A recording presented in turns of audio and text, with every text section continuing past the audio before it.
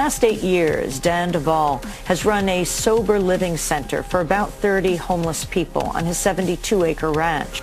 In California, a 66-year-old man was jailed Monday after being accused of illegally housing homeless people on his ranch in San Luis Obispo. Would you like to see all the executive orders that have been put into place to take over our nation, to have complete control over us, to take away our rights, round us up, and put us where they want us? Here we go. Executive Order 10990 allows the government to take over all modes of transportation and control of all highways and seaports. Executive Order 10995 allows the government to seize and control the communication media. Executive Order 10997 allows the government to take over all electrical power, gas, petroleum, fuels, and minerals. Executive Order 10998 allows the government to seize all means of transportation, including personal cars, trucks, or vehicles of any kind, and total control over highways, seaports, and waterways. Executive Order 10999 allows the government to take over all food resources and farms.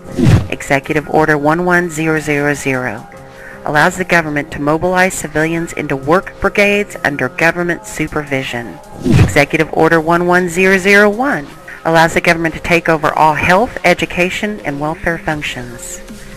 Executive Order 11002 designates the Postmaster General to operate a national registration of all persons. Executive Order 11003 allows the government to take over all airports and aircraft, including commercial aircraft. Executive Order 11004 allows a housing and finance authority to relocate communities, build new housing with public funds, designate areas to be abandoned, and establish new locations for populations. Executive Order 11005 allows the government to take over railroads, inland waterways, and public storage facilities. Executive Order 11051 specifies the responsibility of the Office of Emergency Planning and gives authorization to put all executive orders into effect in times of increased international tensions and economic or financial crisis. Executive Order 11310 grants authority to the Department of Justice to enforce the plans set out in executive orders, to institute industrial support, to establish judicial and legislative liaison, to control all aliens, to operate penal and correctional institutions, and to advise and assist the President. Executive Order 11049 assigns emergency preparedness function to federal departments and agencies, consolidating 21 operative executive orders issued over a 15-year period.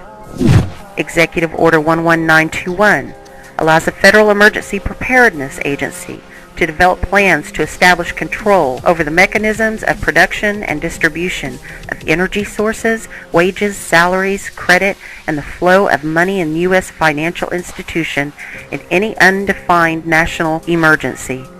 It also provides that when a state of emergency is declared by the President, Congress cannot review the action for 6 months.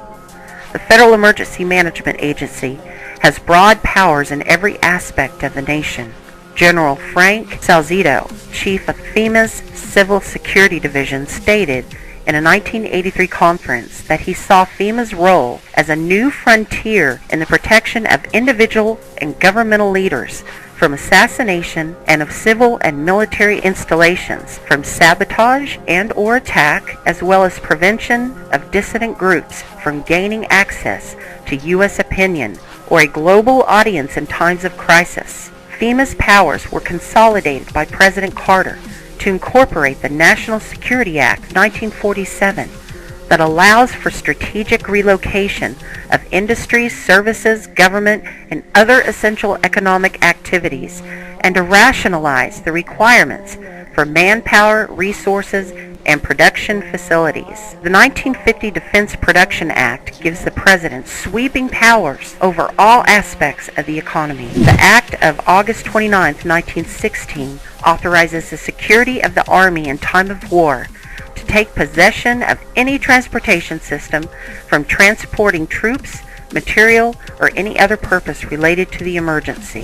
The International Emergency Economic Powers Act enables the President to seize the property of a foreign country or national. These powers were transferred to FEMA in a sweeping consolidation in 1979. The Trans-Texas Corridor is a vital part because we stop it here in Texas. We stop the New World Order right here in Texas. This thing started here. And to save this country, we...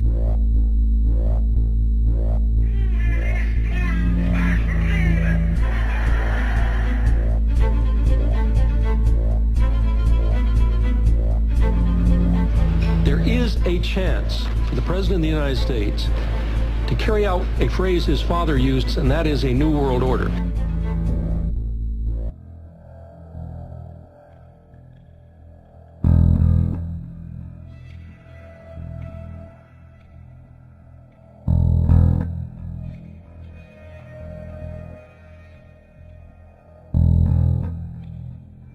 I appeared before the Congressional Committee to tell what I knew of activities which might lead to an attempt to set up a fascist dictatorship.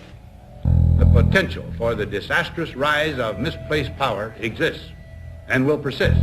The very word secrecy is repugnant in a free and open society. And we are, as a people, inherently and historically opposed to secret societies, to secret oaths, and to secret proceedings. President Bush signed a formal agreement that will end the United States as we know it, and he took the step without approval from either the U.S. Congress or the people of the United States. The secret organizations of the world power elite are no longer secret. It's known as the Bilderberg Group. Could their objective be world domination? I'm Jim Tucker. I've chased Bilderberg for 30 years. I'll never give up the chase. Bilderberg plan for the whole world is nothing less than world government. I'm not comfortable with that at all. Who elected these guys to run the planet?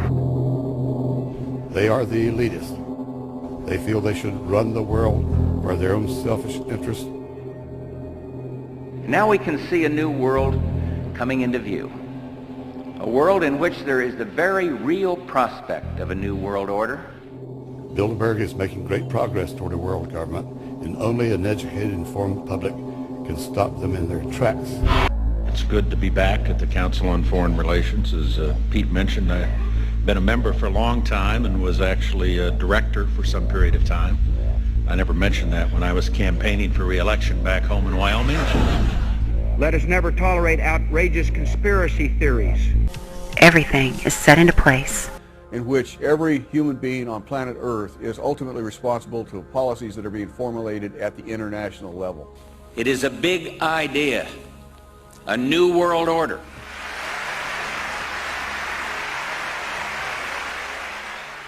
President Bush said that the New World Order was in tune, and that's what they were working for. The UN is part of that government. They're working right now very significantly for a North American Union. That's why there's a lot of people in Washington that don't care too much about our borders.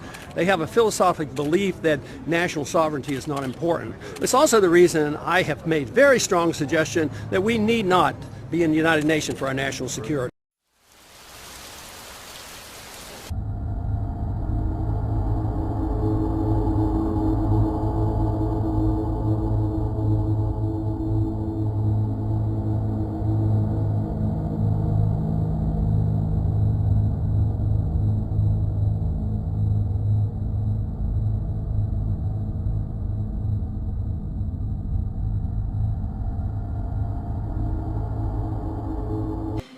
In terms of watching emerging nations trying to figure out where they fit and how we fit relative to them and so on. And so these institutions that the affirmative task we have now is to actually create a new world order, because the global order is changing again. And the institutions and the rules that worked so well in the post-World War II era for decades, they need to be strengthened. And some have to be changed. So we have to do what we do best. We have to lead. We have to lead. We have to update the global rules of the road. We have to do it in a way that maximizes benefits for everyone, because obviously it's overwhelmingly in our interest. This is not a zero-sum game. It's overwhelmingly in our interest. The FEMA camps, now all they have left to do is take the guns. Mr. and Mrs. America, turn them all in.